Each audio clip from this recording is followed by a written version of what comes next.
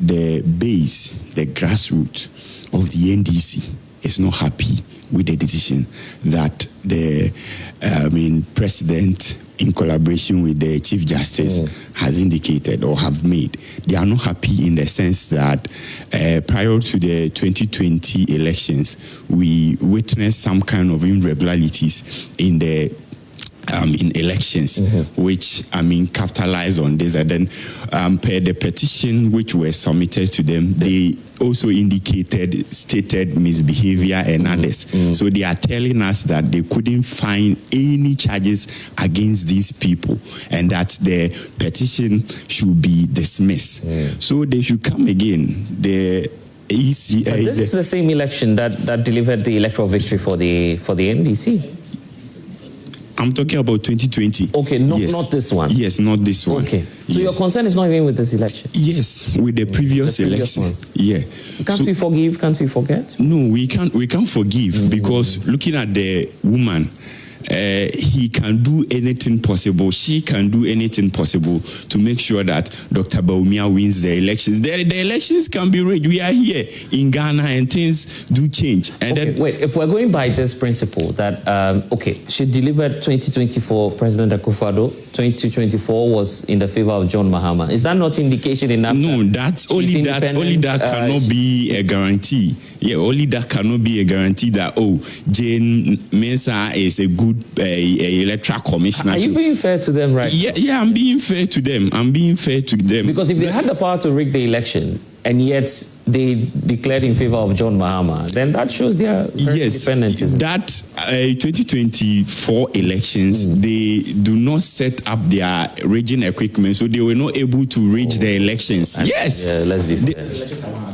Yes, elections are won at the polling station, but sometimes there are systems candidates that they can reach the elections in favor. Yeah. We are here when student elections, they organize student elections, and then elections, they reach the elections in favor of the other. So my point is that the grassroots is not happy with the decision. So I don't know whether the president will come again on this decision so that the Electoral Commission and then the OSP should be removed, because the OSP office is an office that we are not benefiting from. The OSP office, it has not been it has not served any benefit to us. So I believe that they should come again on this. Yeah, thank you. I'll just state at this point that we don't have any evidence as of now pointing to the fact that Jane Mensah is directly linked to any rigging machinery. So just to be cautious, because you mentioned her name as well. Yes, go ahead. Thank you so much, President, and a very good morning to our viewers at home, and a happy Ramadan to our Muslim brothers and sisters. I had this belief that no matter who the EC chair is, political parties will come and go. And when a party is in power, they speak to support the EC. And when that same party leaves power, they speak against the EC. Until we had Jane Mensah. This woman, on several occasions, has proven a lot of incompetence in her actions and inactions. Sometime, I remember 2020 election, for the first time in our history, we had 3 different declaration of results, which has never happened before. For the first time, we had a percentage that was more than 100%. I was so shocked to hear that. So I believe what the NDC grassroots must understand is that the CJ does not occupy any political position or a partisan position. The CJ is independent. So if the NDC believe that the matter that hasn't gotten in our favor, I think what we should do is to write another petition where we add enough evidence to prove our accusations and allegations. Because if this EC keeps staying in office, I think we've not been fair to the people of SALL. Just because of the people of SALL alone, this EC must go. So I have this firm belief that Jane Mensah must leave office. And with the issue of the OSP, this office was created from 2018. And as we speak, Ghanaians have not enjoyed any good benefit from that office, aside people occupying position and at the end of the month receiving chunks amount of money as allowance and salaries.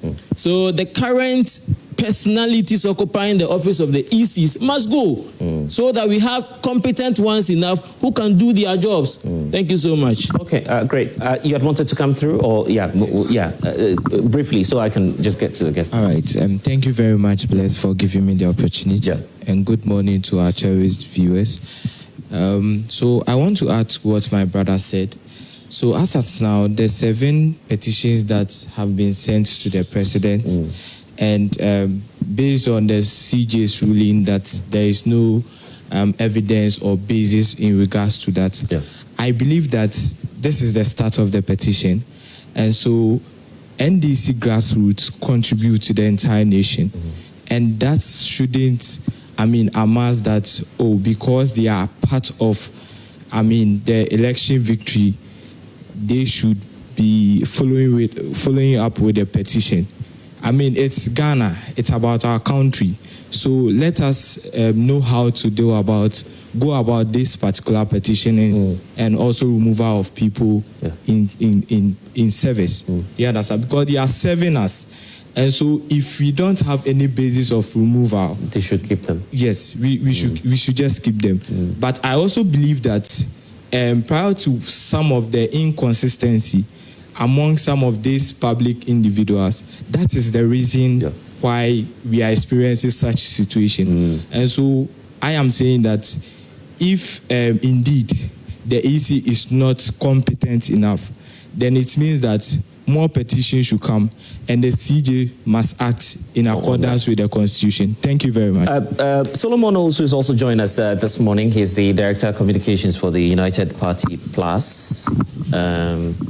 You're holding... There's the yellow. Okay, there's no plus there. Okay. Yes, the yellow. I thought I saw some plus there, that's why. The plus is to deal with all the negativities. Negativities, okay. All the political parties. Very important. Plus is positive, okay. Yes. Plus is positive. Ivan, good morning. Jean Mensah will stay in office a bit longer. You're happy? That's quite disappointing. Really? Yes. I think I keep telling you that we are reactionary people. When we jump over a hurdle, we tend to forget about everything that has happened. And if you look at state institutions, obviously they are the basic or the fundamental framework of our constitution. And we've always argued that every democracy requires strong and robust institutions in order to be effective. And we as citizens, we are the sentinels destined to protect the infrastructure of this democracy. So it is our job at any point in time to ensure that the machinery of government will operate in a direction that goes in our favor.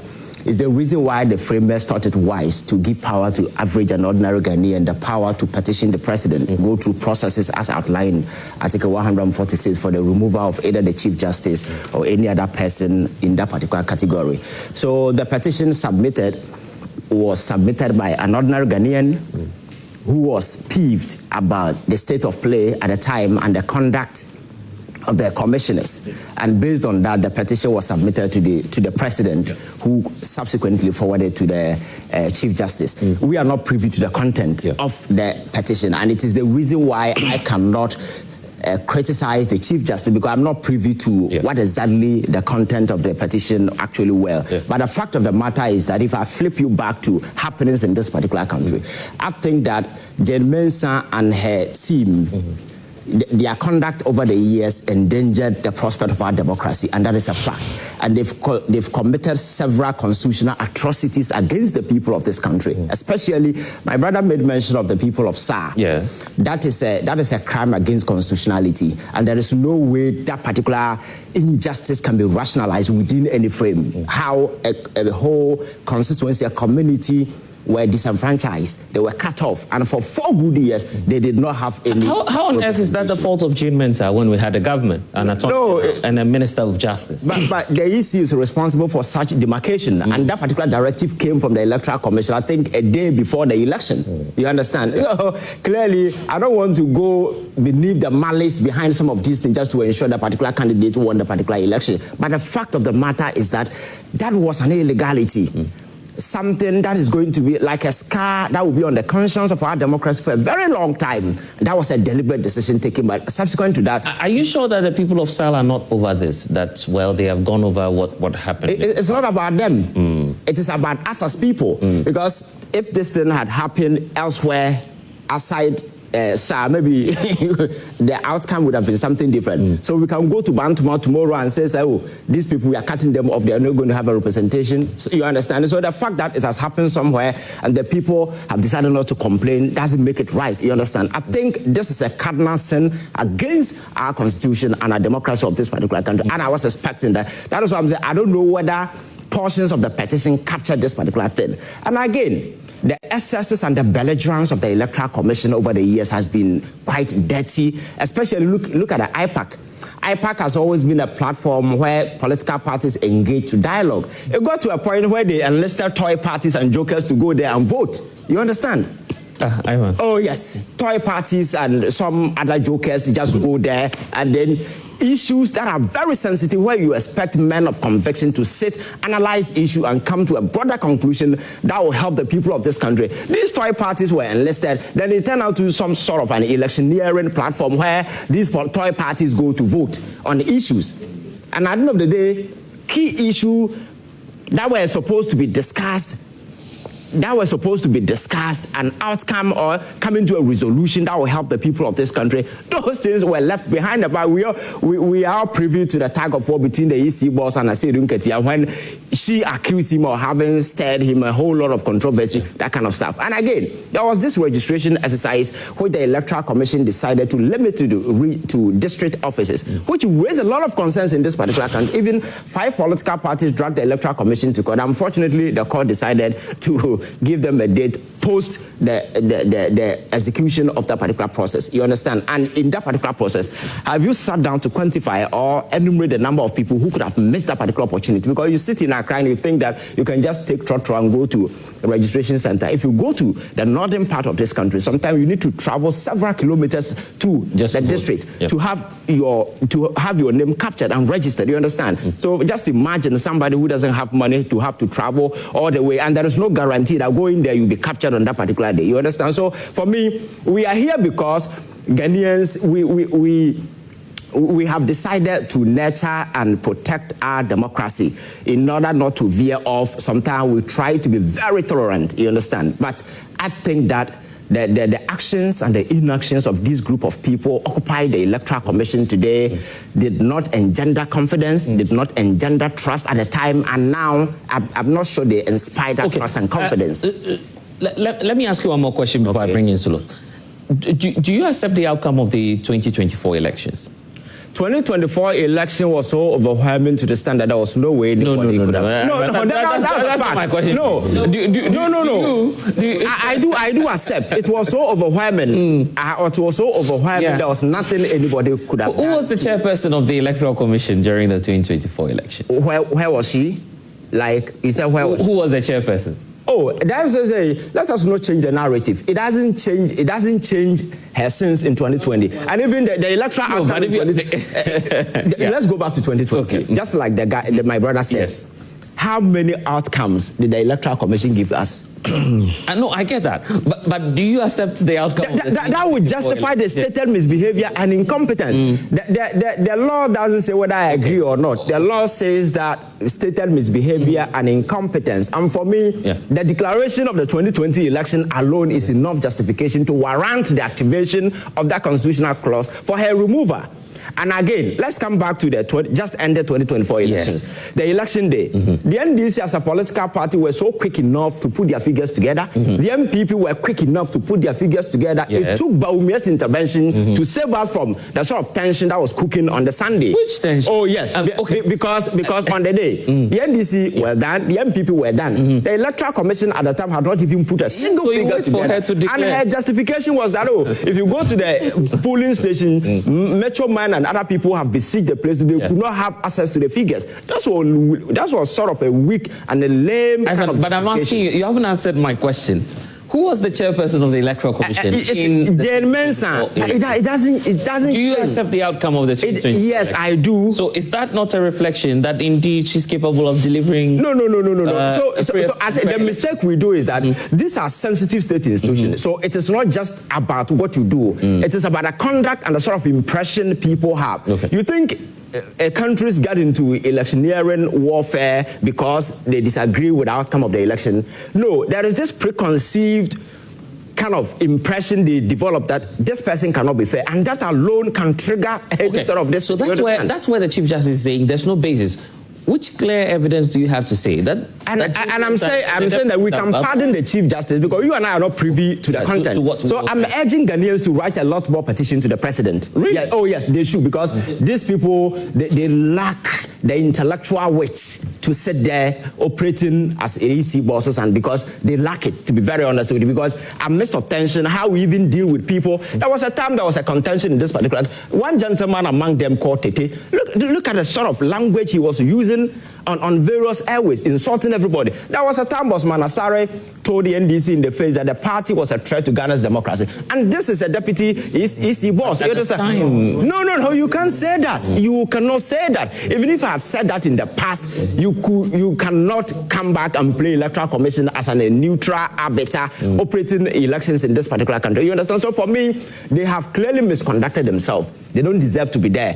And if any subsequent petition will come up, I will go for it. I'm disappointed that it turned out this way. And we are maybe they are also looking at the other side of it. The electoral, the Chief Justice had the benefit of reading through the petition. Maybe all these this is just 7 for now. I understand there's the others. Yeah, others will go, because for Jemensa and her deputy, there is a bag full of petition that will be submitted. That is a fact, because people are peeved. And I'll be very disappointed if the people of SALL allow this thing to slide without any reaction. I'm expecting that the chief and the people should petition the president, and they will have a legitimate grounds for the removal of the Electoral Commissioner. And again, back to the OSP. We'll come to the OSP. I want us to that is a separate. It's all tied to it, by the way. But I want us to clear the EC people, and then we deal with. For the EC, my disappointment is quite clear. For me, I am not looking at just the 2024 election. I am looking at the conduct 2020 over the years. Because if the Constitution says stated misbehavior and incompetence, I think there are enough grounds for them, because they have demonstrated clearly that they are not competent. You understand? And the competence isn't about whether the election was fair or not. It is about how do you manage relationship among the various actors. If you go to the IPAC, these are critical stakeholders in our election. Yeah, but IPAC is not a constitutional creation. Yes, I'm saying it's a convenient platform that we've all created for dialogue's sake, in order not to drive ourselves into an arena of long-lasting litigation. We have come out with this particular platform to engage, to discuss. But it got to a time, it was no longer a platform for dialogue. It was a platform for voting, where these toy parties were enlisted in. And now today, toy party. If you don't have an office outside Accra, you're not a toy party. Yeah, a toy party. Which of the parties do you know? A lot of them you can mention. And some of the flag whose party? A lot of them you can mention. Leave it to your listeners to understand. So I think that we need to get serious in this country. Personally, I have nothing against Jemensa and Boss Manasare, but I think that the office they occupy is so sensitive, because if you go around the world, you see that there is this violent incursion of extremism that is traveling around. The major cause of some of these things has to do with electoral misunderstanding and electoral malfeasances. You understand? When people feel agitated and they realize that the system cannot cater for them, then they transform themselves into this sort of guerrilla sort of this thing that we very often see. You understand? So we are lucky. That is what I'm telling you. That we Ghanaians, we are very lucky, because we are not interested in those sort of. But if it had happened to be maybe in a different country, that would have been a different scenario altogether. So let us not downplay this and say, no, that because they've been cleared, it means that the Electoral Commission is... No. They have committed a crime against the Constitution of this country by denying the people of SALL that constitutional representation for 4 good years, and several other stuff that we can mention. You understand? I don't want to go into the procurement and other, because that will give us a headache. I don't want to go into that, but these are the clear indications for me. I think they will qualify for the stated misbehavior. Okay, and just as you can see on the screens, there's the OSP in the mix. We'll talk about him shortly. But Solo, I want us to deal with the EC individuals. You went into the 2024 elections. Yes. Your candidate lost fair and square. You agree that was a true reflection of the election, its outcome, and whatever decision was made, you accept it in good faith. It clears these individuals, isn't it? Even if Atai contest an election in this country, will not get 31,000, let alone Alan Chamati. Oh. So if anybody is saying that what took place in 2024 was a true reflection as to what really happened, then that person must be living in a fool's paradise. We have evidence to the extent that people that voted for Alan, those polling stations, they recorded 0. So we don't want to go there. And I so I mean, what you're saying is very new. But you remain silent ever since the 2024 elections. Remember, I just heard my brother from the Kennedy camp telling me that our agents were there. Our agents, you see, when we make every statement I make here is based on fact. In 2024, first of all, Mr. Alanchamate contested as an independent candidate. He didn't contest on the ticket of any political party.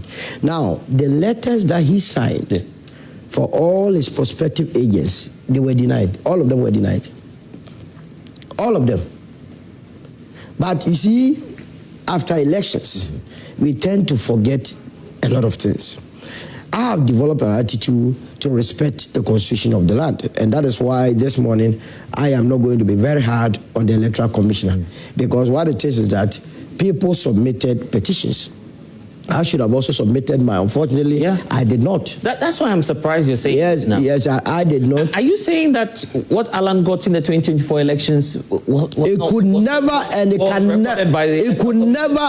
can never represent what Alan got.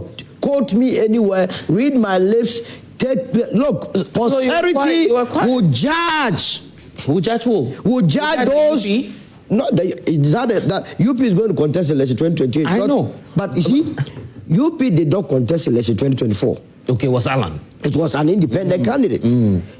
But in election 2028, let any man born of a woman attempt this. So are you telling me that Alan got more than the votes he got? My goodness. No, I mean, how do you believe? But you see, you don't have any evidence to that. Don't worry. The evidence abounds. There is a prophet who traveled all the way from the UK to come and vote for Alan. He has been cursing the Electoral Commission since that day. He has been cursed every day. If you can call him for you, he has been cursing. The very police station he voted for Alan got 0. Maybe the angels came to take the ballot. Maybe. But those angels will flash out those that did that. But you see... So, no, this is a national platform. It's a national platform. I'm giving you the reality. The reality of the day. You understand? So Alan's vote was stolen? Stolen, more than stolen. Remember, and you see, I keep hearing, maybe I've taken my time to go through why or the reasons the Electoral Commission gave for their inability to organize parliamentary elections in the Guan or the Sahel. I believe that on the basis of that, election 2024, we must put the blame squarely at the doorsteps of President Akufo-Addo and Aaron Michael Quay, the Speaker of Parliament. See, this was how they did it. They deliberately waited till the 6th of October 2022 and marked these dates. Okay. You know, before a district is created, it has to be done by the local government ministry.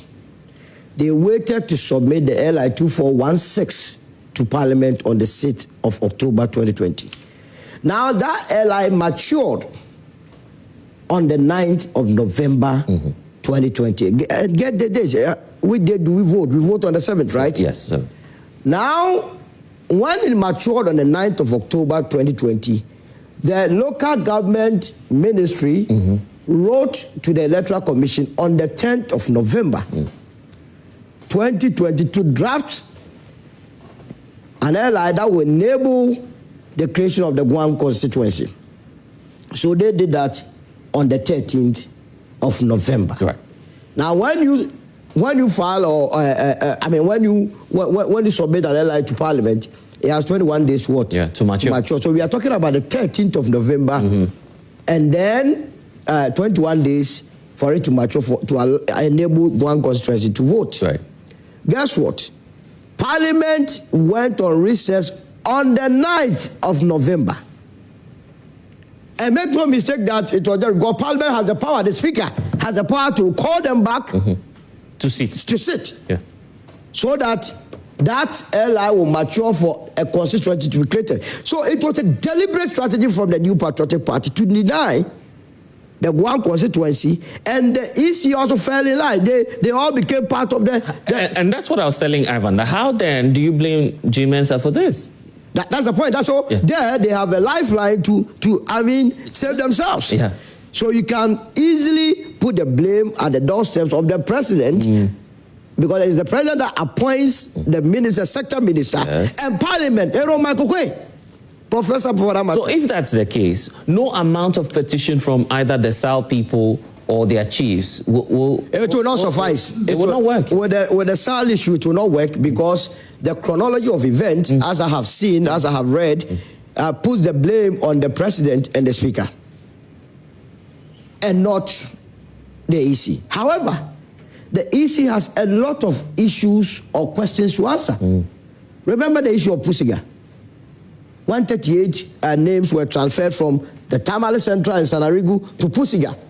When they had told us they had a software or an app called the liveliness or whatever that prevented the occurrence of such situation. Yet it happened.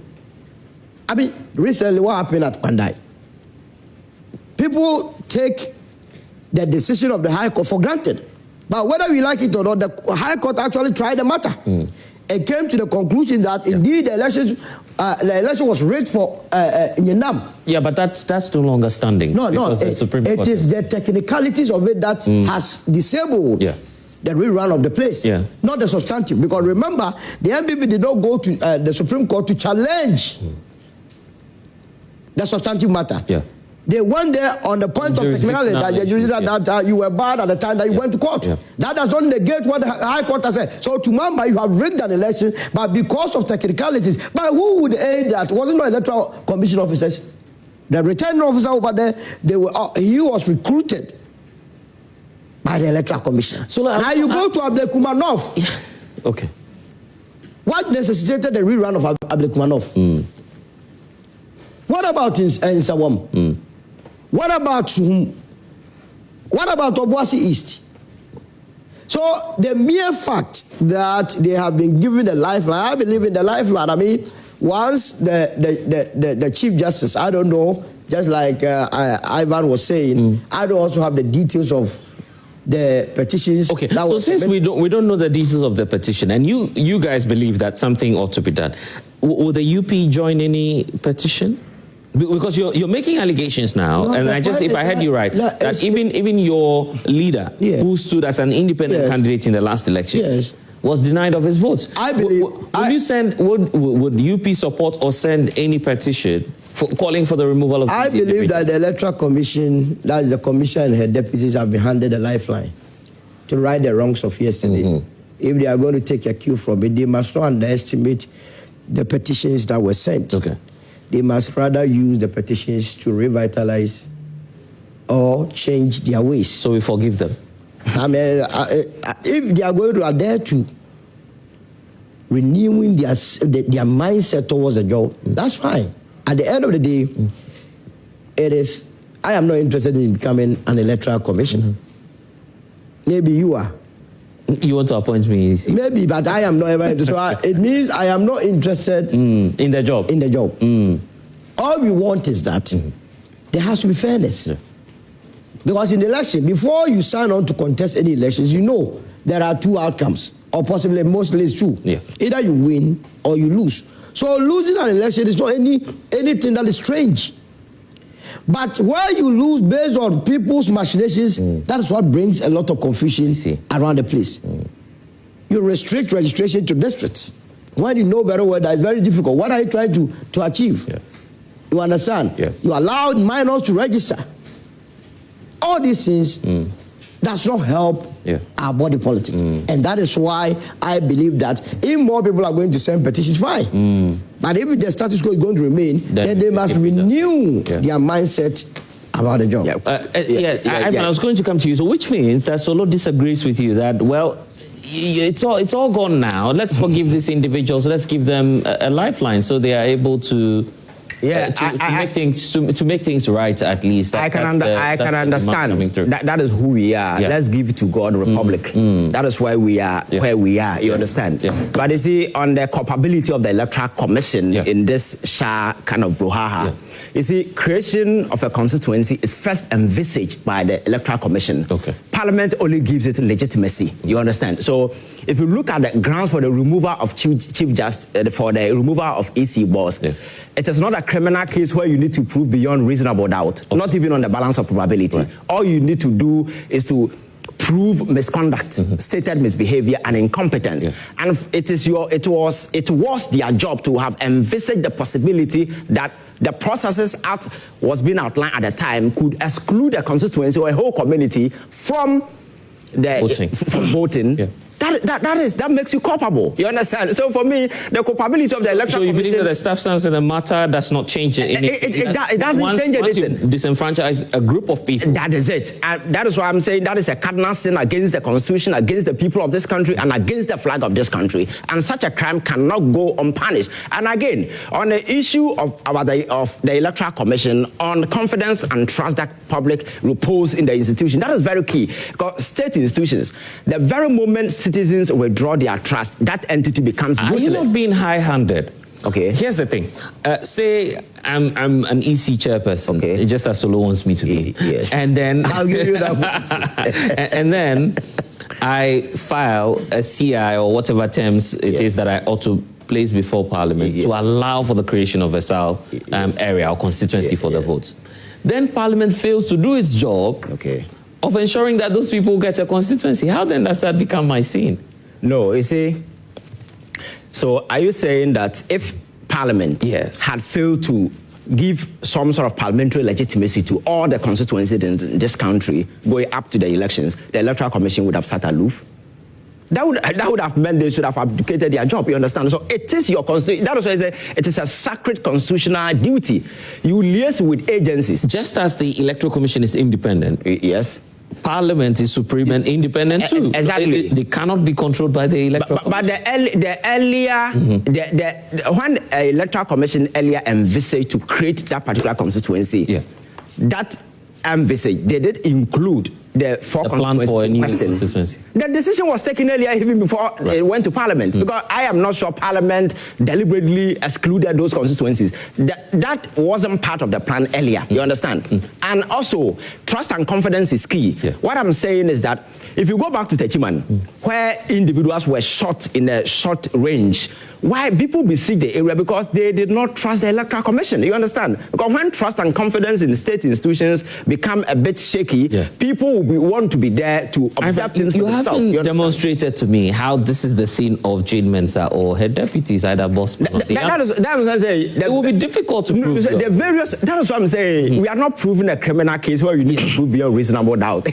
Not even on the balance of probability. I get your point. All that we need to prove is that these people have misconducted themselves. And that by reason of not making them believable. I get the point, but I'm asking by demonstrating lack of confidence, lack of trust on the part of the people, that I cannot subscribe to the AC in terms of trust. So how do we get that threshold? That's my question, because how are you going to say that, well, it was because Jane Mensah didn't send the documents to Parliament, that's how come SALL was not created? No, so it is aggregation of all the things that has been done over the years. And in this case, that is where I'm basing my argument. They submitted the documents. Parliament failed to. No. That I'm saying we need to go back to the beginning and look at how they envisaged the creation of that particular constituency. Even if Parliament had misconducted themselves in any way, EC is an independent, how do you call it, institution. Post the election, something could have been done to ensure those people were roped in somewhere, you understand? They sat down for 4 years. Nobody did a thing, you understand that? And it was back and forth. I'm saying these are constitutional sins. Once you allow those things to occasion, it becomes unforgivable. But we are here today because we live in a republic where everything must be given to God. And it's the reason why we are still stuck where we are, you understand? So for me, I think that despite the fact that the Chief Justice has vindicated, it's not even vindication because, like I'm saying, I don't even know the content of the petition. For all the noise we are making, it could be that some of the petition were full of. Yeah, it could be something else. Not the SALL, not the creation. It could even be full of nonsense. You understand? Which would not give the chief. Are you not running away from the SALL issue? No. But my point is that I am urging the people of SALL to take this particular matter up because they own the duty to their generation yet to come and the young people there to prove a point that no electoral commission. Because if we allow this thing to slide, subsequently it can happen. It can repeat itself because there's going to be a precedent. Okay. It was done to the people of SALL, so and they got away with it. You see, the point we are making, we must not lose lose the point that it is the local government ministry that has to submit the LI to Parliament. Yes. Without the submission of the LI to Parliament, the Electoral Commission cannot do anything. Now they submit. That's why I started by saying that we must put the blame at the doorstep of President Akufo-Addo. Well, it's the president that appoints the sector minister. You are just interested in President Akufo-Addo? Oh, but he did that. He appointed Damboche. But if he had instructed his sector minister to do what is right, why did they wait? So are you referring to before the 2020 election or post the elections? No, 2020 elections. Before the 2020 elections? Yes. Okay. Before the 2020, I'm giving you chronology. You're saying that the president should have planned for the country? They knew it. It's deliberate. Look, they waited to the 6th of October 2020 before they submitted LI 2416, which had to do with the creation of the one constituency. Now, when that LI matured on the 9th of November 2020, then on the 10th, the local government ministry wrote to the Electoral Commission. So between that time, if the Electoral Commission had waited, maybe say 2 weeks, then you can go after them that deliberately you did not submit. But they did it on the 13th. I see. And Parliament, and I had roped in Speaker Michael Quay, because he also had a duty to make sure that he recalled them from recess, because they were in recess. See. So in such circumstances, it will be very difficult to nail the EC chairperson. But the EC chairperson had deputies have other matters that we can nail them with. Okay. No, sir. And no, sir. Swami MP is joining us. John Darko, good morning to you. And also, good morning. Deputy Director Elections for the National Democratic Congress, Rashid Tanko Computer. When we were speaking earlier this week, you were certain that all of the petitions we've seen so far, none of them has come from either a member of the NDC or the party itself. But your chairman's position that you want them to go still remains. Very well. Let me say good morning to you and my co-panelists and the viewership across the globe. We still maintain our position and we stand by our chairman. Despite the dismissal of the petition sent. Mind you, the petition did not come from the NDC. The NDC has not petitioned the president to remove the Electoral Commission. Neither any of our members has tendered in a petition that the commissioner should go. So these petitions that were dismissed had nothing to do with the NDC. It has not changed in the position of the NDC. We still stand by our position. The question is, if you've had as many as 7 petitions, what else would the NDC have that these EC chairpersons will not survive? The NDC is a corporate entity. It's a political party. Yeah. Yes, we have our own thinking. And we know. This is not the first time we've been talking about this Electoral Commission. Yeah. This Electoral Commission, had it not because of NDC, we wouldn't have this democracy that we have currently. I'm telling you. Really? Oh, by 2023, this Electoral Commission had destroyed our democracy. We had to stand our feet. Were you not in this country? Seeing the Electoral Commission using coral draw to fix figures, have you ever heard that before? Do you know coral draw? But you accepted the outcome. Who accepted which outcome? We're not in this country. But you accepted the outcome. I'm saying that we had to stand on our feet and face them and make the whole world to see who they are. You remember there was a meeting we held, IPAC meeting. We started at 4 p.m. and ended at 12 midnight. Have you ever heard that story before? We were in this country. They were holding me and holding them at that IPAC meeting, where you have a register and you can't tell us the total number of people registered in this country. And you are giving me a register. Have you seen that in before? This is the time of Electoral Commission we're dealing with, where they came and said we are presenting registered to political parties. Yet they didn't have summaries. They couldn't tell us how many people were in that register. They couldn't even tell us how many people were transferred to which region and with that. And they were expecting NDC at that time to take the register and go. We were working on our head. We stood our grounds and said, no, we're not going to accept this. So the meeting ended inconclusive on that day. And that's how the Ghana democracy survived that night. Do you know that you rig election before the voting day? Do you know that? That's our business. I'm saying, you see, in a serious democracy, if you are not smart, elections are rigged about 3 months before the election day. For the D-Day is just, it's like you are coming to eat. Votes, yeah. They have finished the election. This EC had planned to rig the election long, somewhere around. And what's your evidence when you say that? We have shown them. We have presented the evidence. What's the evidence? I'll give you the evidence. So when you started moving people from one location to another with the other knowledge, what were you doing? You are voting in here. Your polling station is here, Joy Prime. And then on D-Day, you come to vote and they tell you your vote is in Bolga.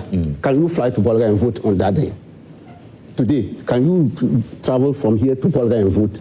Is it possible? But who transferred the votes? Electoral Commission, didn't you see it? But didn't they admit it? They came on public, admitted it, the Electoral Commission, and even sacked some people. Technically speaking, the Electoral Commission of Ghana is different from Jean Mensah and the 2 deputies. Who are the leaders? Who people make the policies? Who chairs the commission? What are we talking about? They sit down and plan the team. They recruit people to come and implement it. I said, they recruit. You know what we call collateral damage? Responsibility. If I'm heading an institution and something happened in that institution, the first person to arrest is me. You are the head. For the first time since 1992, have you ever had people manning a whole institution with cameras? Wait, anytime I go for IPAC meeting, you know how they search me. Wait, I'm coming. They will search you from the entrance up to the IPAC hall. Say, collect your camera, because cameras are all over the place. You know that. Somebody managed to steal gadgets which were in their votes.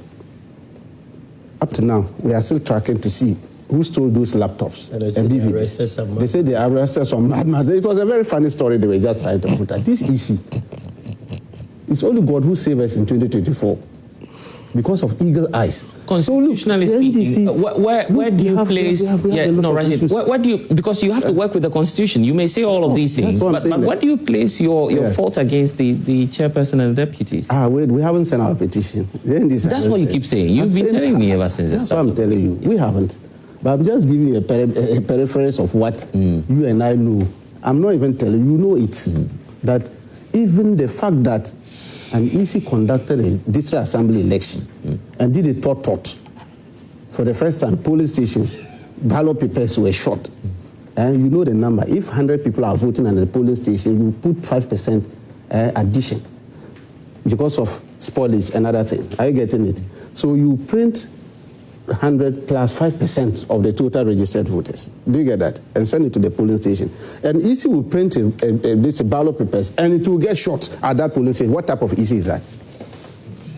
Tell me, what are they thinking? The point. In all of these elections that you're pointing to, what are you talking about? The stakeholders have accepted the outcome. I'm saying that, you see, the thing is that this is the thing, we force them to do the right thing. Rashid, did you accept the outcome of the 2020 elections? 2020 elections? We didn't accept. But we went to court. Eventually you accepted the outcome. No. But you did. We went to court.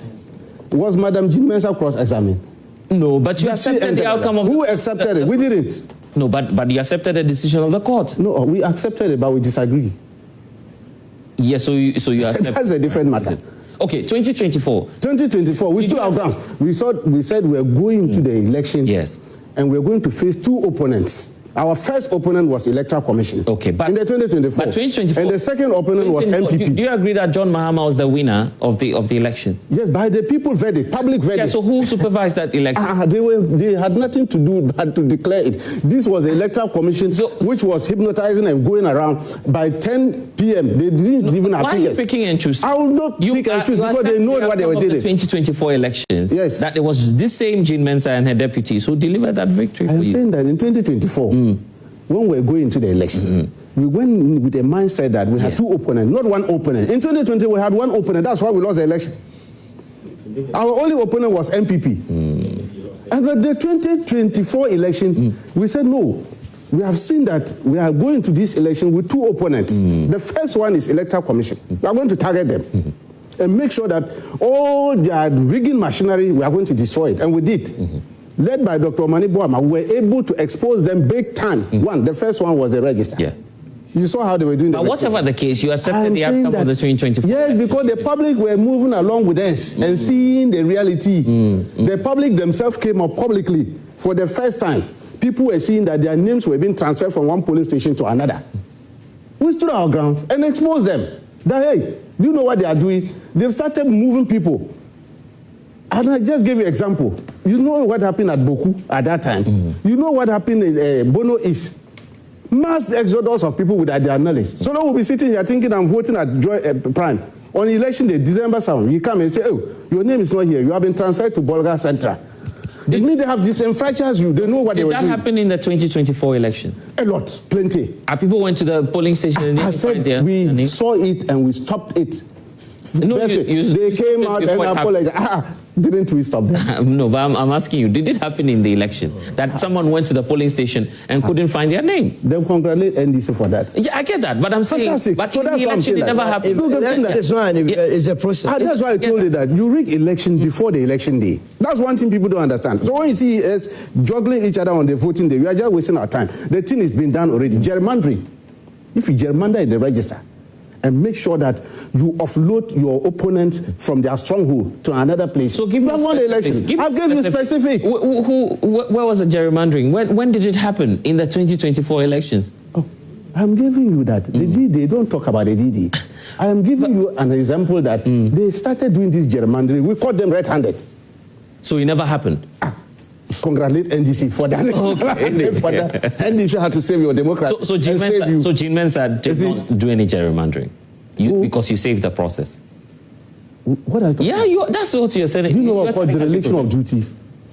In law, the Constitution talk about this matter. Dereliction of duty is a serious crime. That's why I'm saying that you are picking and choosing. We are not picking and choosing. We are just saying it as it is. Interestingly enough, we are not the only people.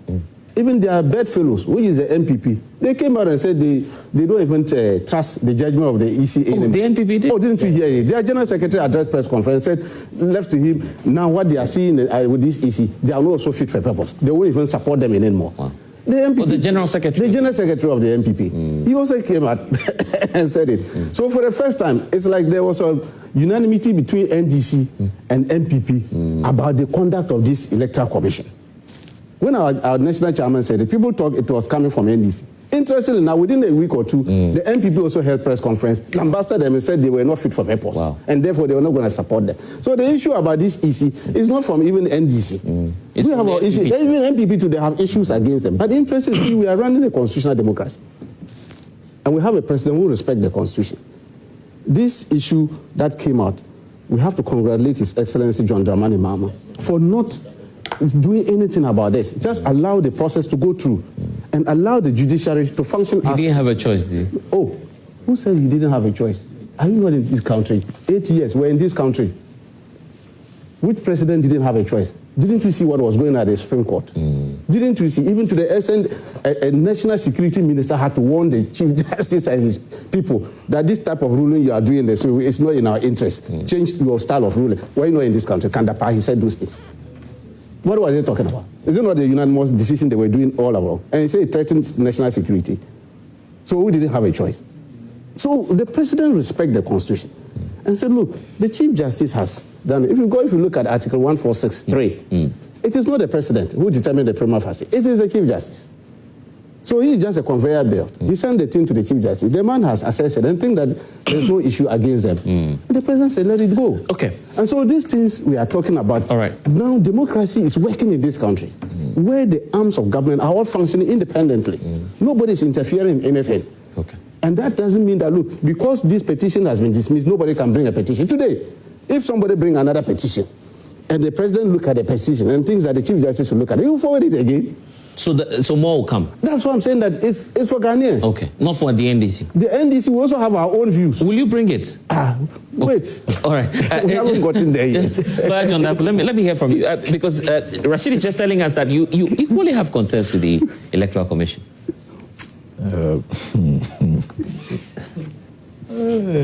Politics. Honorable. Sometimes it's just interesting the way. So it's not true. The way we do this to ourselves. Look, we have a topic. Your main concern is the Chief Justice's decisions that no prima facie case was made against the Electoral Commission. And I think that we should just focus on that because he's throwing a lot of red herrings, and I'm surprised, you allowed him to do that. Some of the issues he raised, for instance, talking about transfer of votes. Votes are transferred, all the time in electoral processes. People request for it, and the Electoral Commission, from time to time, does that. What happens is that after some time, people move. People move from region to different regions, or even from one constituency to the other, and generally believe that on the day of the election, they cannot, go to that old constituency, and so they request for their votes to be transferred. And it's across the country. No constituency is denied. And so there are movements of, people from all over the country. And EC does this. I'm surprised my brother says that amounts to gerrymandering. I asked myself, is that what gerrymandering means? It has nothing to do with gerrymandering. Maybe go and find a different word. This is not gerrymandering. In gerrymandering, you are talking about manipulation of electoral boundaries. Yeah. That is what it's called. If somebody is transferring his vote from Kumasi to Accra, that is definitely not gerrymandering. The Electoral Commission then set out to do that. But I understand him in a way, because when you're in opposition, you have to flag every issue and make a mountain. If it's a molehill, you make a mountain out of it. And that's what the NDC succeeded in doing. What happened, if we want to go back, to history, for me, it's not necessary. I think what is good is that the Chief Justice saw the need to look at the petition in legal sense. And as we sit here, we don't know the petition, we don't know his reasons. All we have been told is that he said that the case brought against the Electoral Commission doesn't meet the minimum threshold for investigation to continue. And that is all we know. And so what about all these? You're talking about SALL. And I'm sure you've heard that SALL conversation too. The fact that once it's out there that a group of people could not vote or were not allowed to vote in the last elections, then the chairperson should be taking responsibility for that. Well, see, something I can understand. Then we have to be very consistent. That if you have a president supervising the reduction of cocoa prices for over 1 million Ghanaians, okay, from 3,500 to 2,500, you have a president who is supervising this. In fact, this was announced after, I believe, after the meeting. There was a cabinet meeting. So the president directed the Minister for Finance to come and address the people of Ghana to tell us that the cocoa farmers, the farm gate price should be reduced. Should the president resign? Should the president resign for that? So if you're going to do this, then everything can be stretched. That because you were heard of this, you did that, so you should be held responsible. There can be so many reasons. I mean, my brother Sulu was talking about the fact that he would rather the president is blamed because he should have directed his local government minister, to do the necessary. You recall Godfrey Dami was on the floor of Parliament trying to explain how that difficulty came about in the SALL case. And so don't you see the need for the previous administration, the government, to take responsibility for that? In fact, the Chief Justice's opinion, I'm going by that green paper we all saw, he indicated that there were serious issues of administrative concern in his opinion, although, the chairperson should not be be held responsible for any of these. Oh, have you seen the reasons? Because I haven't seen. Oh, there's a green paper going around pointing to the fact that yes, well, I haven't seen it. Well, okay. So there's no prima facie, but there are me last night over this end. but it says that there are serious administrative issues happening there too. Yeah, I mean, so don't you feel that that's where Solo is coming from? That the president should have, President Akufo-Addo should take responsibility for knowing that you're going to create new districts, you're going to create new areas. You should have started that way in time. Well, I mean, that is an argument that can be made. Now, the horse has left the stables already. All these are issues. When something happens months or years after the issue, you can always go back, oh, you should have done this, you should have done that. But governance is a lot of moving parts. And so at the time, I'm sure there were valid reasons why this thing couldn't go on. But the truth is that I am happy that the CJ came to this conclusion because, you see, we started bastardizing our institutions with first the removal of Tokonu. And so this is very good for us as a country. I think that this protects our democracy because I think the president and his team, I'm talking about President Mahama and his team, they understand the mood of the Ghanaian people, in fact, even the international community. The removal, the kind of pressure that brought on us, the president and his team, I'm sure, and the whole architecture of our governance, we've come to the conclusion that this is not the way to go. To remove the EC, and the other one was to remove the special prosecutor. These are, you can say that one, fighting corruption, one, vehicle for valid elections. So if you remove all these people, then it means that you want to run aground the democratic institutions. Do you feel that the Chief Justice should be taking credit for this? Well, I mean, you can say that because in the end, the law gives the decision to the Chief Justice.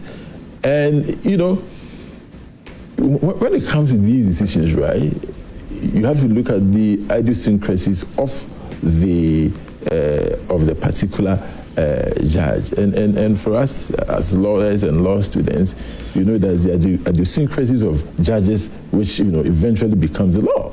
And so, yes, so long as in his view, this doesn't rise to the level that needs further investigation, then we can say that we can give him credit for that. Anybody who wants to take credit can take credit.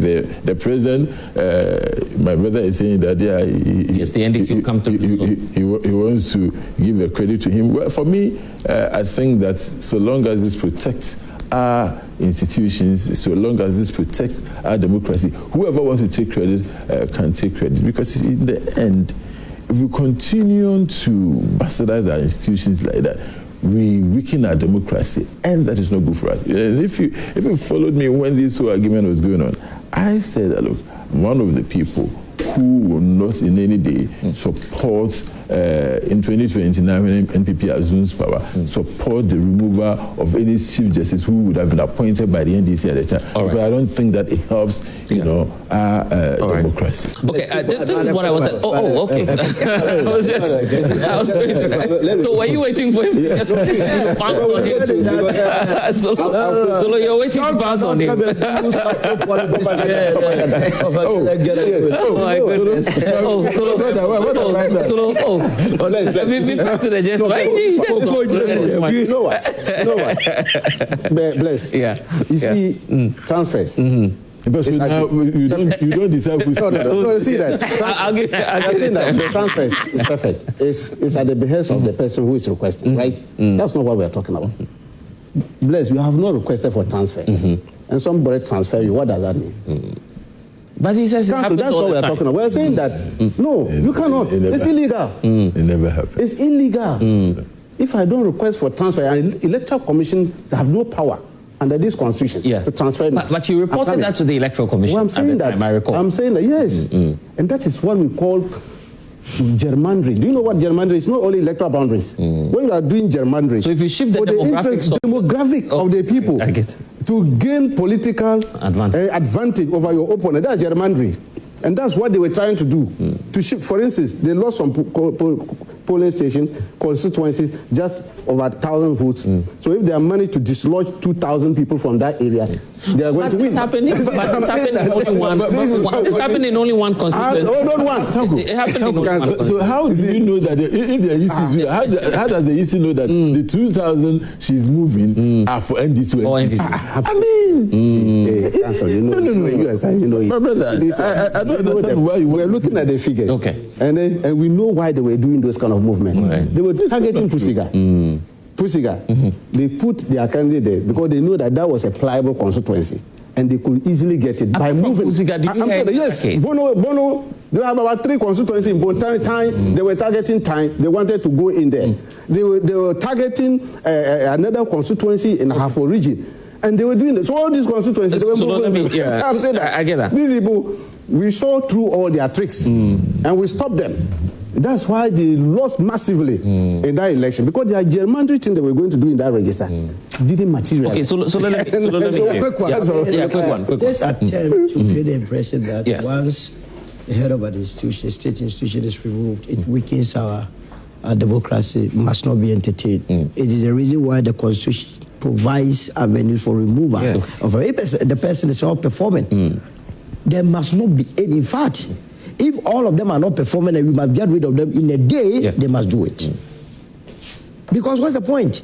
You are put there to behave in a certain manner. And if you are doing otherwise, why must you be there? So that one, we must not entertain it. I would support, for instance, the removal of the Chief Justice. Tokono. The reason why people are having issues with this... He says, I mean, we shouldn't be bastardizing our state. No, but she is not an institution. Messing up. As an individual in the institution, if an individual is misbehaving, you take the person out and replace the person. We have a lot of people in this country. It's the reason why he is even a lawyer. He qualifies to be if he goes to the bench, he can be a CJ. You understand? Oh, you want him to go for CJ? If he wants to, why not? Wouldn't he be better off? He can decide to go to the bench, then we'll come for the seats. We are interested in this. So that you come. You understand? So for me, public servants must not be protected on the whims and caprices of international communities who always write reports that we do not know where their interest or pleasure lies. It's not that they are doing any legitimate work. Sometimes they have a huge interest in that particular sector, and that person is protecting their interest. You understand? Okay. Yeah, Blessed. Yeah, I think we should be very proactive in our constitutional development instead of being reactionary. You see, when Tokono was removed, there was a lot of noise about the establishment of prima facie, the processes and what has to be outlined. You see, there is this unlimited room that is created for the determination of what constitutes prima facie. We don't know. So few people will go into a room, look at a petition. I think that because of what happened during the Tokono's case, you feel there should be a certain consideration, certain guidelines that people can actually walk through, understand that yes, per this process. At some point, the woman was complaining that the outcome was not given to her. She didn't know what actually constituted the so-called prima facie. I think that for the sake of transparency and disclosure's sake, going forward, we need to make some amendment in our constitution so that there will be some clarity in these processes. Because we are not before a shrine where few people go into a room and at the end of the day, the decision is communicated to us. I guess if you're a lawyer, you should know some basics as to what will constitute face value evidence. No. You see, it is not for lawyers and it's not for judges. Ghana is not a legal community. It is for everybody. It is for the people of this country. Because I know that if the people of this country decide to withdraw their trust and confidence from the establishment, it becomes useless. You understand? It is our trust and confidence that sustained it. But that will bring the temptation of trying people in the public, isn't it? Not in public per se. Not in public per se. Not in public per se. But you see, Tokono had issues with the fact that the processes she wasn't following through. So I'm saying that if we say that we have established prima facie, then there should be a certain building blocks that you need to cross this, because if it becomes why we need the judges and we need the lawyers to interpret that for us. There are no safeguards in the constitution. That is what I'm saying. That discretion that has to be exercised by the Council of State is unlimited. I get it. And there is no requirement that a Council of State should be lawyers. Some don't even have any legal understanding. But there are people establishing the so-called premier function, which is a legal requirement. You understand? So I think there should be. I am saying this because that was the concern Tokono raised in her argument. You understand? Okay. So I think we need to establish that. But because it's over, we are quiet until another issue surfaces, and then we become very proactive. Okay, I get that. Maybe we'll spare the special prosecutor. Let's deal with the I remind the special prosecutor that my petition is still pending with him. Oh. I petitioned him to investigate the vice president, the former vice president. He has done nothing about it. Dr. Bawumia? Yes. The flag bearer of the NPP? Yes. It's still with him. He must not pretend as though he doesn't have that petition. Very important. I spend my meager resources to do whatever I did. Oh, Basolo, you have money, so... I don't have money. I don't have money. I'm not in government. You're an opposition figure. I just left with government. Just 1 year ago. I was with government. Hey! So why... President Akufo's government, I was with them. 2 years ago, you should be okay. I have never been in government in my life. I see. All right.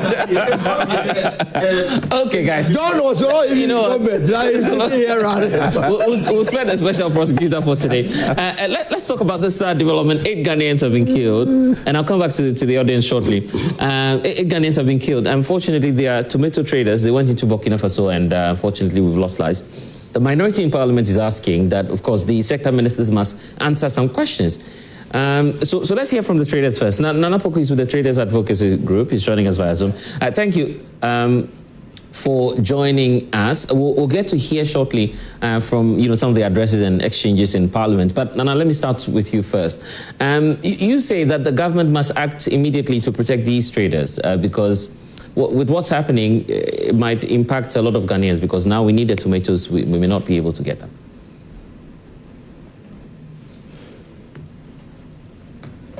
And kindly unmute for us, Nana, so we can hear you. Yeah. Okay. Yes, we can hear you, Nana. Yes.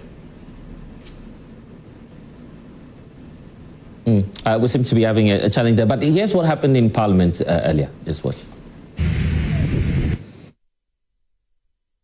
The jihadists ran into the town and started running up almost everybody, especially the males, and targeting to kill every male that's outside. And unfortunately, our traders with their team were in also that town, and they had to separate the male from the females. And unfortunately, went on the shooting spree, killing almost all the males that were there, and then pinning them together with the truck. And in this instance, we had a very unfortunate situation that we had some Ghanaian men, because the truck driver with other 9 men, with 8 women, were on this particular truck. And sad to say, we lost 7 of the men, and 3 of them got injured. 1 woman also got badly injured, but the other 7 women were not really injured. And the sad thing is that the area is still called off. I have been talking to my colleague, the Minister for the Burkina Faso, the Secretary for Burkina Faso, since Saturday. When again the incident started, the information was very sketchy. We kept talking together with our mission in Bogotá and the foreign ministers. We kept talking and been updating each other. In the south end, the 7 bodies are banned beyond recognition.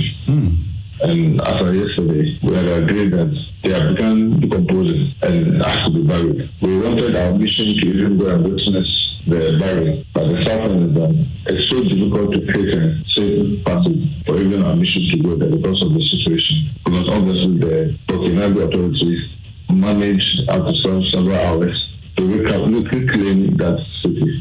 So what's happening is they will try with their military to create a safe passage to move those who are injured and uninjured Ghanaians. To protect Ghanaian traders operating in high-risk zones.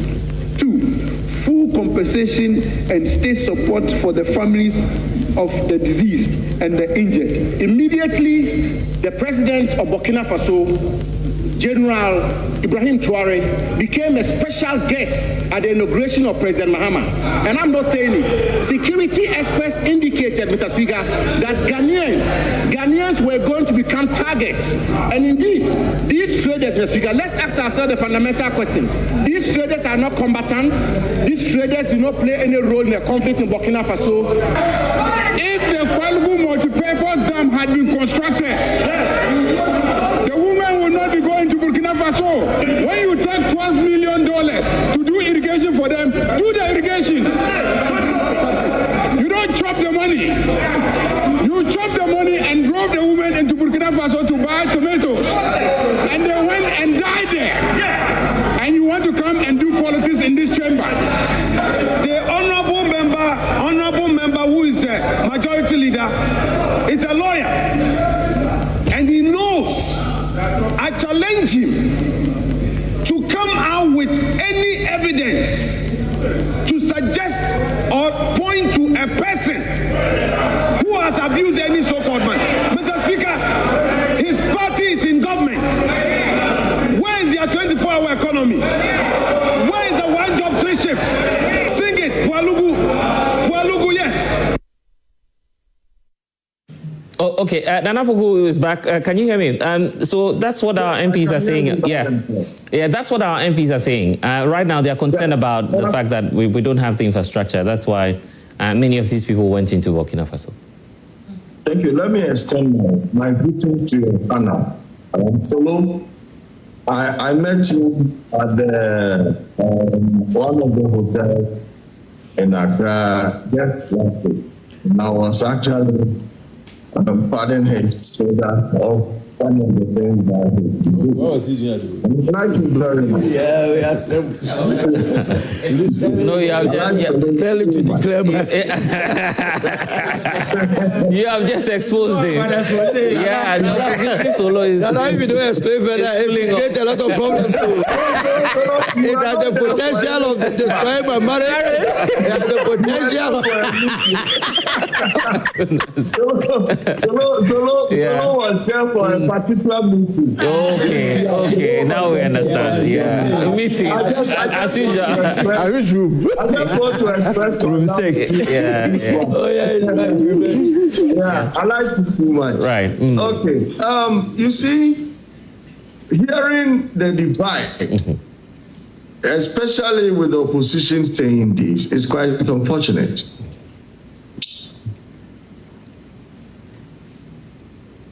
So today we just seem to have a challenge. Okay, we'll rectify that. Yes, we'll get him. But let me just come to you. You were listening to the debate on the floor.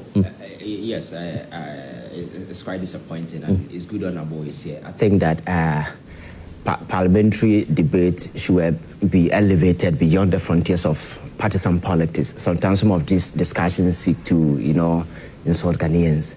Because, you see, people have developed interest in politics. They really want to understand the issues. Young people are not interested in this kind of, low-level partisan politics, especially when the matter involved is very crucial. Yes. We saw what happened over the weekend. And I think it was an act of barbarism that must be condemned. And looking at what happened, there is no way you can justify it, because these are the acts of a certain crazy fundamentalist who hide behind religious cover to rationalize their ideological insanity. It's as simple as that. And this thing started about 2015 in Burkina Faso. It was a spillover from Mali.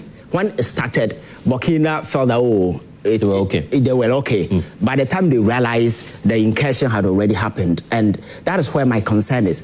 It is just around our border as a country. What are some of the measures that must be taken to ensure we guard ourselves? Right. Some of these things required cross-border collaboration.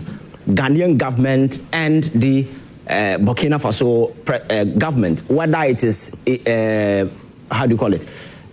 military or not, we need that collaboration to be able to ensure that we protect our borders. Because these are fundamentalists. Their ideological kind of mindset is a bit crazy. You cannot rationalize whatever that they do. They can just walk into a village and just slaughter people. Quite recently, similar thing happened in Nigeria, where some people entered into a village and they slaughtered 170 people. 170. Similar to this group, this JMIN group. I think in 2015, they slaughtered about 27 people. That is an offshoot of an Al-Qaeda kind of group, you understand? So we cannot underestimate their operations. In the sub-region, they've been operating. There are over Mali, there are all over Niger. There was this alliance among the Sahel states to combat this particular insanity that is emerging, but they haven't been successful because some of these people, the kind of firepower that they have unlimited access to some of these ammunitions, and they operate with impunity without recourse to law order. And because of their fundamentalist view, they think that a certain religious excesses must be used to whatever. But you see, we need to realize these operations and the thinking of these people, and as rational as we are, begin to, across the political divide, come up with pragmatic measures, how we can collaborate. Because when it started, when it happened in Mali, Burkina Faso started a loop. By the time they realized it was there, this is the time for us to come together as people and ensure that there is a challenge or there is a problem on our border. You just heard majority leaders say that if we had the Pologu multipurpose dam, this would not have happened, because his point is people would have stayed in Portugal. No. You see, whether they went there to buy tomato or not, obviously there is always a movement from Ghana to Burkina Faso. You understand? So it could have happened to anybody. People can be going for conference and this thing will happen to them. And now if you listen to some of the eyewitnesses, some of them said they've been encountering these people for over 2 years. But the lucky thing is that whenever they meet them and they tell them they are from Ghana, they spare them. But this time round, they didn't. You understand? So it could have happened to anybody. So it's not about whether Paulugu, tomato, whatever, or whether we have an interior minister or a defense minister or not. These are not something that can be used to rationalize. The fact is that there is a problem, and our people are victims to this uncanny activity not by their own doing. They actually went there to trade, and unfortunately they become victims of this unfortunate scenario that's happened. The thing is that, what are some of the proactive measures that we need to take to ensure that some of these things do not spread to our path? And again, we can also offer that cross-border protection to our people, because it's all over the countries neighboring us, you understand? In the next 10 years, if care is not taken, we'll be having similar situation. There is no way to justify that because the president is cool with the Burkina Faso president is the reason why Ghana has become a target. No. So Ghana, we have a collaboration with the United States of America. They have a lot of bases here, but have we been attacked? You understand? Because America has been a target of some of these Al-Qaeda offshoot group. And so there is no rational way of justifying some of these things. I think that we need to have a deep conversation about some of these things. It is an imminent threat that must be nipped in the bud. If we sit here and do NDC, NPP politics on such a sensitive issue, we'll be waking up someday and we have a whole village slaughtered. You understand? So I think that is where this particular matter needs to be looked at beyond the usual partisan politics that we do. It's quite unfortunate that such a discussion will be reduced to the sort of this thing that we saw on TV. That thing shouldn't happen in Parliament. It's very disappointing, and I think that we need to avail our mind to the key issues, because Nigeria is dealing with it. The things have even gotten out of control. It's the reason why today the United States of America has sent in their troops. They are there operating with them, because these people, the way they operate, like I said, there is it's some sort of guerrilla warfare. That is their methodology. So you cannot engage them on a battlefield where you do exchange. You'll be there, they'll just pounce on you and then they will attack you. This is a danger, especially to our northern brothers. I think that we need to work together as people just to ensure across the political divide, what are some of the measures, beef up security, and also collaborate, because President Mahama is in a very good position because of his relationship with the Burkina Faso president. The collaboration will be very easy, just to ensure that if nothing, I thought they will kill themselves over there on the border. We're able to protect ourselves because we are not.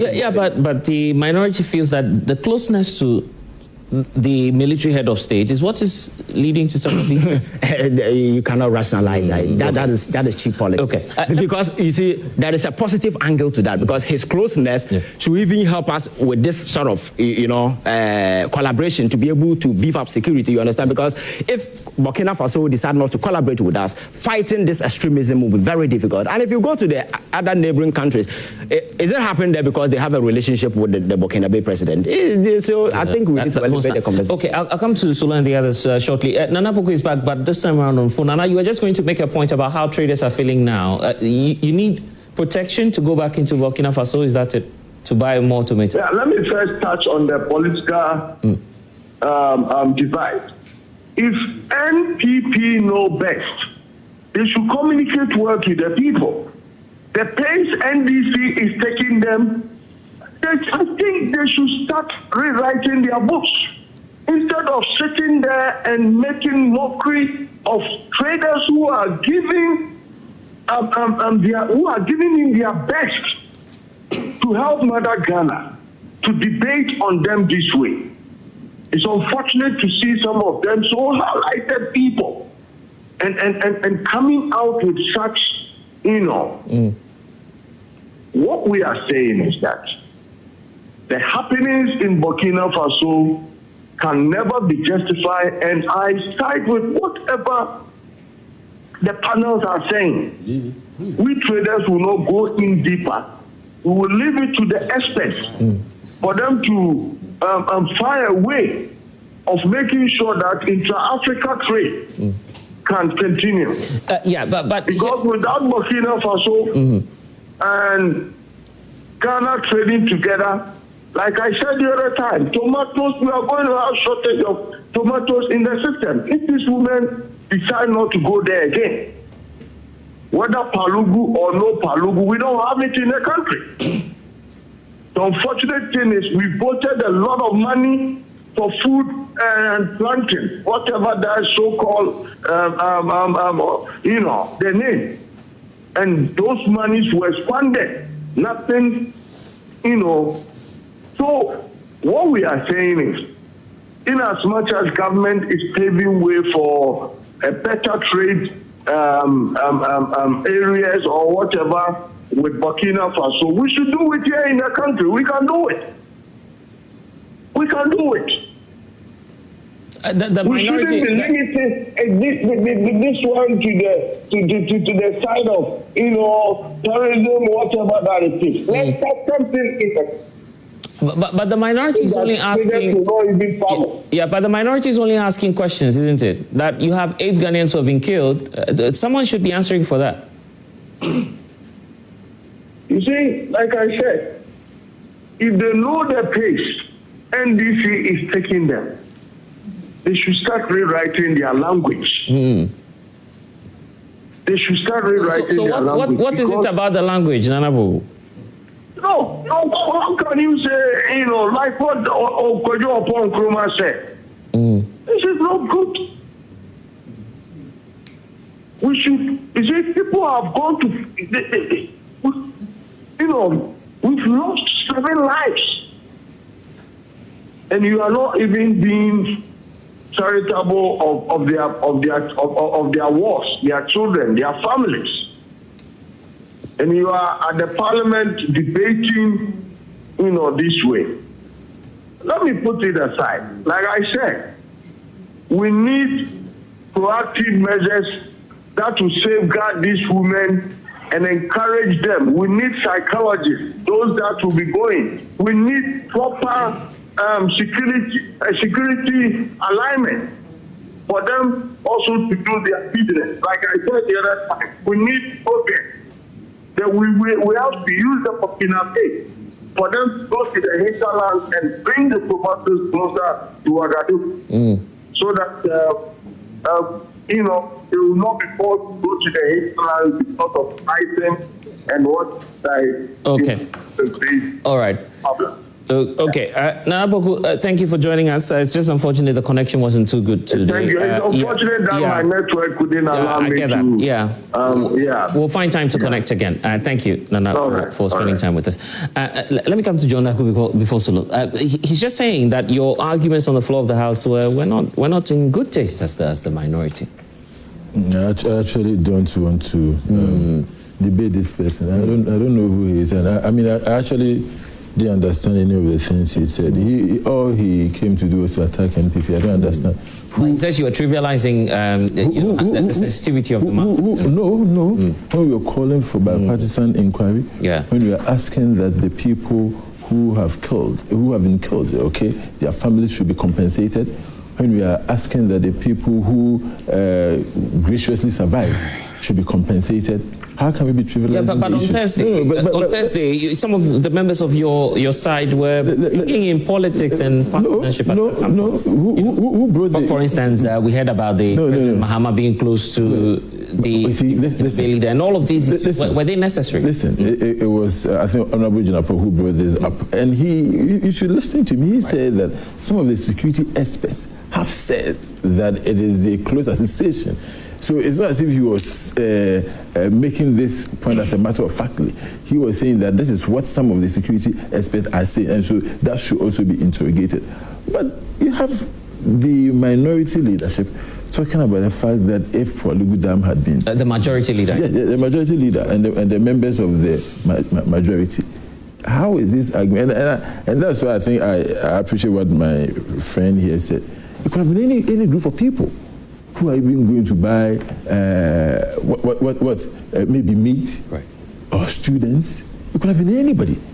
So the argument of the Pualugu Dam, for me, is completely unnecessary. Was he not making the argument in the sense that if we were self-sufficient, these traders would not have... Which country in this world is self-sufficient? Which country? The US imports, China imports. These are the two major superpowers. No country is self-sufficient. So let's not do this to ourselves. Okay, we all depend on each other. Don't you know that Burkina Faso also buys stuff from Ghana? They do. So what are we talking about? Don't we buy from Ivory Coast? Don't we buy from Togo? We do all these.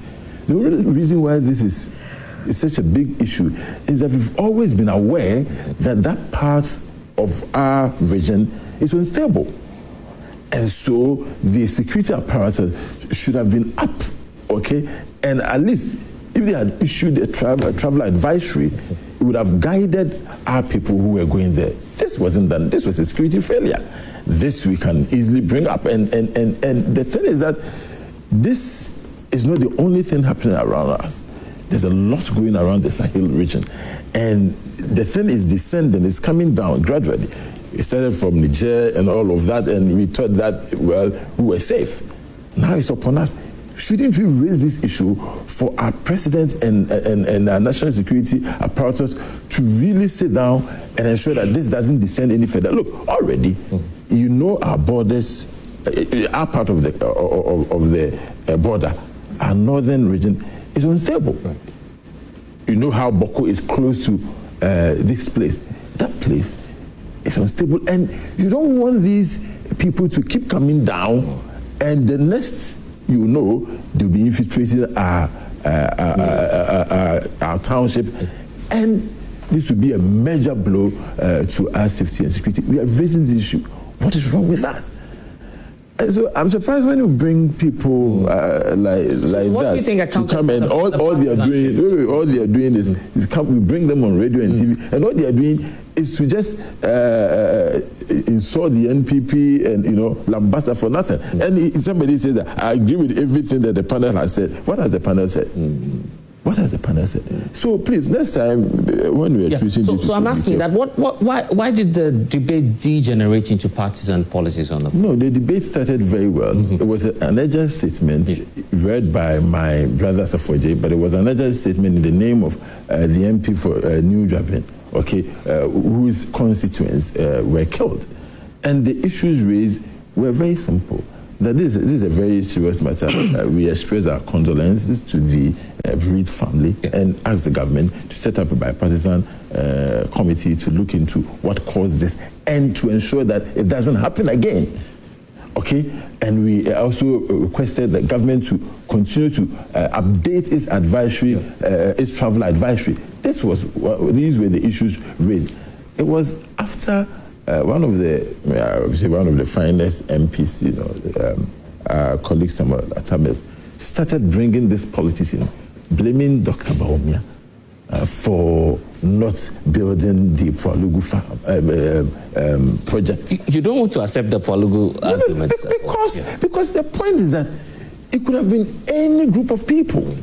Any group of people. And then we start blaming, and so that is where the politics was introduced. So if you want to tackle anybody, rather you should be looking at the majority side, not the NPP side, because we are raising critical, fundamental issues to forestall the happenings of this. And most importantly, to ensure that this doesn't descend further down to our borders. Right. These were the issues we were raising. So for you to come out and say that because NPP didn't build the Palugu, that is why our women went there to die. That means that you are actually trivializing the death of Ghanaians and the injuries they sustained. Because look, it could have been footballers going there, and it could have been easily attacked. They didn't attack them. It's, you are the tomatoes traders, so we are coming to attack you. So that was completely wrong. Right. You understand? And in fact, even the speaker admonished him that we cannot be talking about Dr. Bawumia, in this matter, because there are rules in the house when you want to read a statement or when you are going to bring statement. Yeah. There are some things you don't even see. So that is what brought the issue up. But I believe, let me round up by saying that we in the minority, we believe that our government, who we pay taxes to, must be very interested in our security.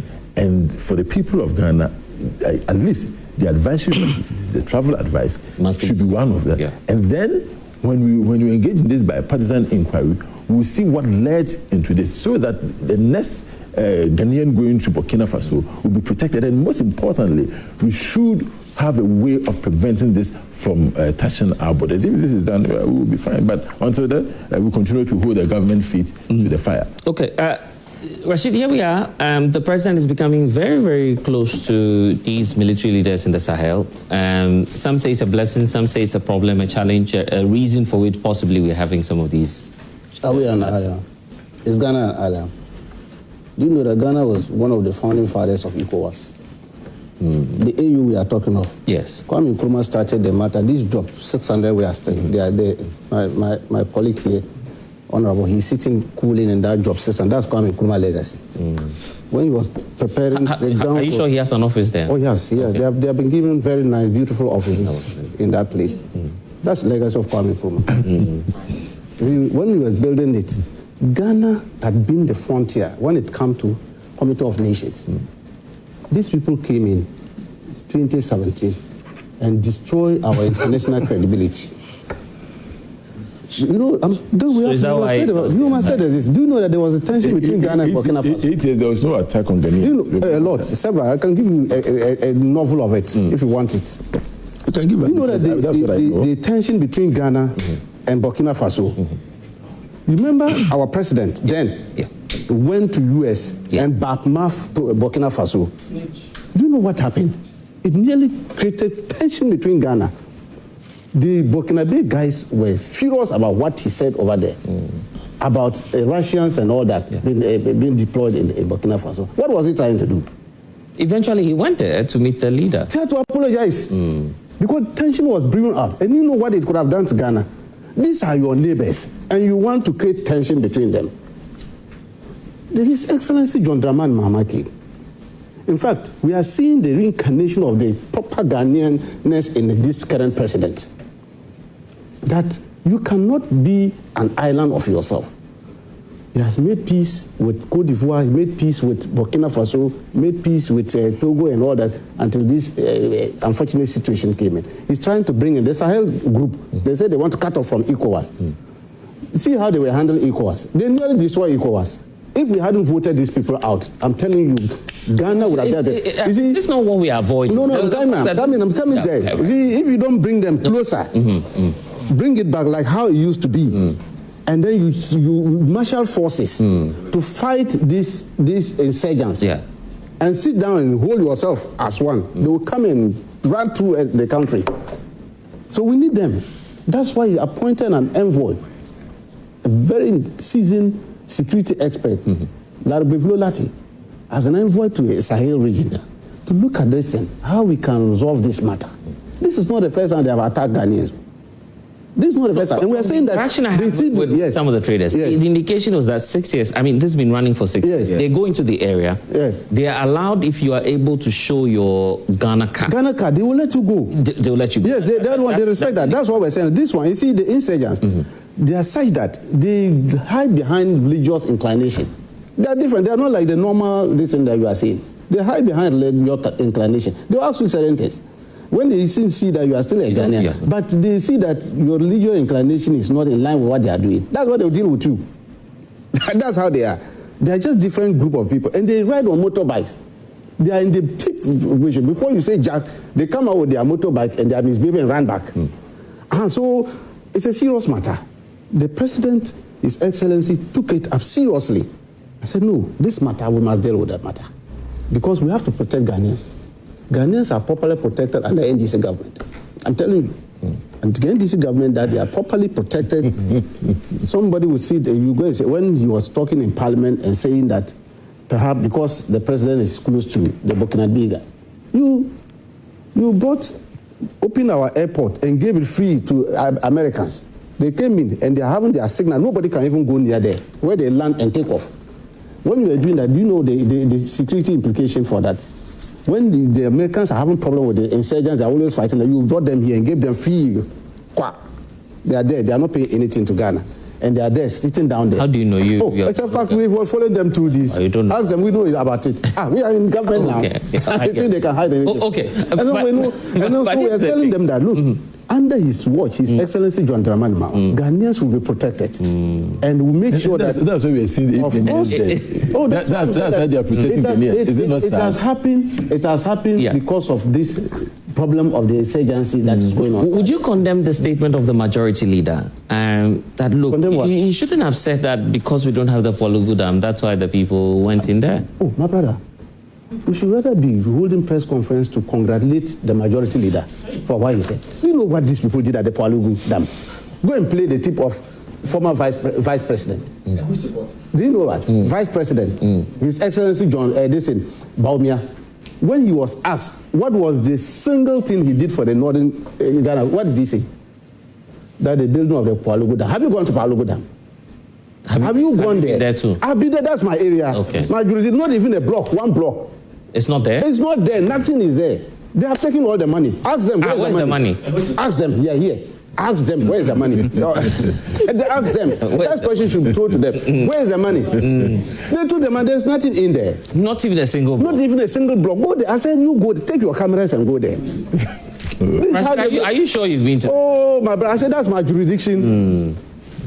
I mean, nothing is there. I've been there several. Look, I've went there to train party agents. I've went there to operate in that place. As we speak now, not even a single block is there to show that this is what we have done. Polugu Dam. Go, Bank of Ghana, Auditor General. The report is, I didn't do it. I'm not an Auditor General. It's public knowledge, the amount of money expended in that area, yet there's nothing to show at that place. Is that how we run government? And these people would have audacity to be talking about matters of governance. I'm saying that the judiciary is too slow in getting these people and letting us bundle them to this and so on. Because this money is free money. When we are talking of the cathedral, this one too is staring us at the face. Yeah, but technically speaking, if we had the Polugu Dam, are you saying that we would have solved all our tomato needs and the need for traders going? You see, irrigation, that place, that enclave, when you go there, it's good for, it's an irrigatable land. And we needed that dam. And because look, you see, onions and other thing. A lot has been cultivated around Boku and area because of irrigation and that thing they are doing. So this dam would have helped in that area because our people are good farmers in those areas. And to have reduced our importation rate of these tomatoes and all that. And they are not doing anything better than us. You are in government, it's been more than a year. And that's what we are doing. We are working on that. I see that the irrigation board has now been reconstituted and they are working assiduously. Yeah. So you don't have a single block there too? They should bring the money, we'll go and build the church. Okay. Let them cough the money out. Okay. I don't know the people keeping the money. So let me hear from you. That's a problem. Well, we can't run the government with, the whole thing is with this kind of... We must be bracing up for more serious situations as a sovereign. If you read more, risk meanings into what U.S. is doing in Nigeria. You must not take it as though the United States of America love Nigeria so much that they want to help them to deal with Boko Haram. No, it's part of a bigger picture. The bigger picture being that, remember, France is the colonial master of these countries, the Sahelian countries, region. Mali, Niger, Burkina, Guinea. Now, they are fighting France. The imperialists, they work through different ways. They will not come directly, but they will use the outside. Remember, France and the US, they are part of NATO. So this whole business of we are going to fight Boko Haram is to move more of these terrorists to these regions to destabilize their government. I have said time without number that in as far as people are praising Ibrahim Traoré, I have said that he must return the country back to democracy. Democracy, he has to. Because it's the same reason they used to remove the constitutionally elected president. Remember, I started with Damiba. Yeah. He gave the assurance that when he was given the opportunity, he would deal with the insurgents. He came and the insurgents were rather dealing with him. Yeah. Currently, if you go to Burkina, almost half of the country is in the hands of the insurgents. Right. The very reasons that you use to clear the constitutionally elected president, the same reason factors prevailing. So you have not achieved much. I see a lot of people praising him, but they don't know. A lot of the issues are generated, AI generated. It's not what is actually happening on the ground. Because if you go to Burkina, poverty will greet you. It will meet you and greet you. So to that extent, he must take steps to return the country back to constitutional rule. So that ECOWAS will begin to work together. This is not a single country problem. We have to work together as well as AU. Because we are fighting with our enemies who comes in various forms and shades, creating a impression that they are in to help. They are not in to help. Africans must begin to think, well, that our continent will not be developed by these people who had it for free. We went there as slaves to build the economies, but we do not have the opportunity of bringing them here as slaves to also help us. But rather, it is in their interest that they always keep us where we are. That's the first part of it. The second part of it has to do with how we have mismanaged ourselves as a country over the years, using jargons to govern. I hope you won't go to Palugu. I will definitely land there. If you don't land there, where would I land? Blessed. How can we discuss this? This my brother. John, you didn't take part in the Palugu money. What is your Oh, he's taking part of the Palugu money. Hey, I have to look at you with two eyes. So don't tackle the real. I just what I'm tackling. No, because it's a red herring. The Palugu thing is a red herring. He says he's going to land the I'm not solo, he's my brother. I'm saying that he shouldn't be tempted by this red herring. I will not even go there. Okay. Let's see what he'll say. Let's see what he'll say. Lands in Ghana are more suitable and fertile than lands in Burkina for purposes of tomato. So, basic economics, you invest in things that you have comparative advantage. And that's why you don't need any major research breakthroughs to be able to do this. I think last week also I heard the president say they have given the tomato farmers around the Palugu area new, improved seedlings to be able to grow, to take advantage of the Palugu tomato factory. There was a reason why that Palugu tomato factory was sited there. So that you take advantage of the irrigation and then do the farming. We give money to human beings. For Christ's sake, Ghanaians to manage it. It's not as though they are sensible than anybody. It's by grace. Go there and invest in Palugu so that we will be able to be growing tomatoes in this country to export some and to also consume some. Kwabrani has eaten the money. $12 million. And I disagree with my brother Tanko here. You are in government. This is a low-hanging fruit. How do you know the money was spent? The Auditor General has said that. So captured so vividly. Okay, so that's enough evidence. It's enough. And once again, it calls to question the basis for which the former vice president went on air, live radio, to say that Owusu Dam had been finished. It was the greatest project that he had done in the north. Anyway, it doesn't surprise me if he can swindle the Bible with quotation, introduce his own verses. I make more Owusu. Psalm 23, 118, 22. Okay, so okay, yeah, I think we don't have time. That's it. You have to take my time. No, I haven't. So just learn from me. Just come. You have allowed John to be John hasn't. So we must go back. And beyond that, we import a lot of meat from Mali too. Yeah. Our agric ministry must begin to look at all this, because in the days coming, I can tell looking at the spectacle, I think we will have problems. Okay. So that we invest locally. Okay. And I don't know, apologies to my studio audience. I'm not sure we'll be able to take many more, or any 30 seconds, maybe. Yes, yeah, quick. Yeah, be very fast about it. We should look that way. I sense danger.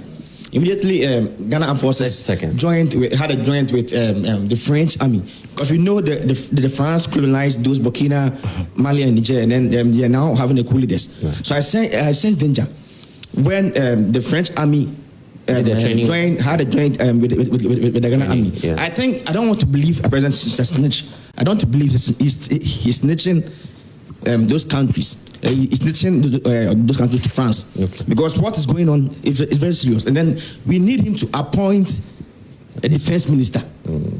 We need him to appoint a defense minister, seriously. All right. Yeah. Okay. Yeah. Thank you so much. Yes. Right. Blessed. I think this issue has gone beyond partisanship. It's high time we invest in our own agric sector, whereby our traders will be safe. The agric ministry has to be reimbursed with enough funds, because the money that will be taken outside Ghana, if we are to invest in our country, we are going to manage our own resources. At the end of the day, instead of importing, at the end of the day, our traders are going to be safe. And one more thing I wanted to add was that the issue of there is an issue that's outside these topics. We don't have time. Okay. So yes, Bless, thank you so much.